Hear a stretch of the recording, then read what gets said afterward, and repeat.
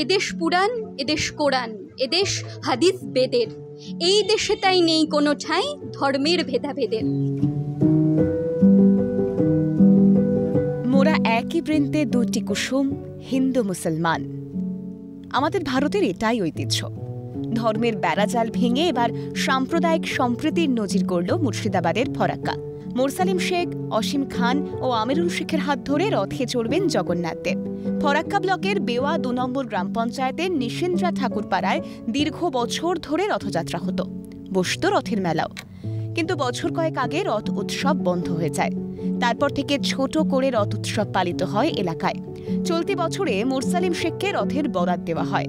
মোরসালিম সহ তার সহকর্মীরা মাত্র ২.৫ দিনের মাথায় প্রায় ৫৫ কেজি লোহা দিয়ে ৬ ফুট উচ্চতার একটি রথ তৈরি করে ফেলেন। দোকানের মালিক মোরসালিম শেখ জানান, আনন্দের সঙ্গেই আমরা জগন্নাথ দেবের জন্য এই রথ তৈরি করেছি। আমরা হিন্দু মুসলমান মনে করি না, কেন আমরা একটা একসঙ্গে সবাই থাকি, হিন্দু মুসলমান সবাই থাকি, ঠিক আছে। ওই জন্য আমরা এটা হিন্দু এটা মুসলমান আমরা এটা মনে করি না।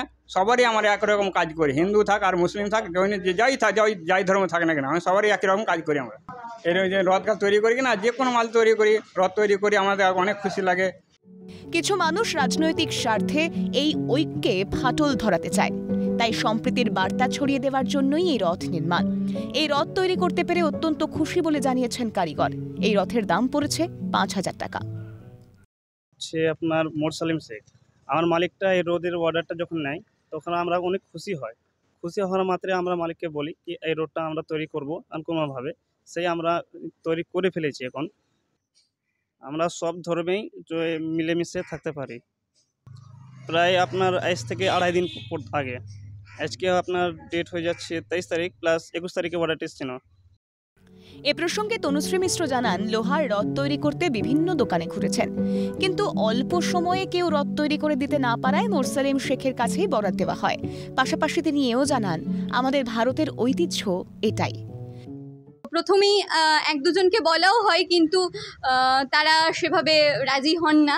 আমি মনে করি জগন্নাথ দেবেরই ইচ্ছা, তিনি দাদাদের সাথে যোগাযোগ করিয়ে দেন এবং এক কথায় দাদারা নিষ্ঠার সাথে যত্ন নিয়ে খুব সুন্দরভাবে আমাদের এই রথটি নির্মাণ করে আমাদেরকে সেটা দিয়েছে।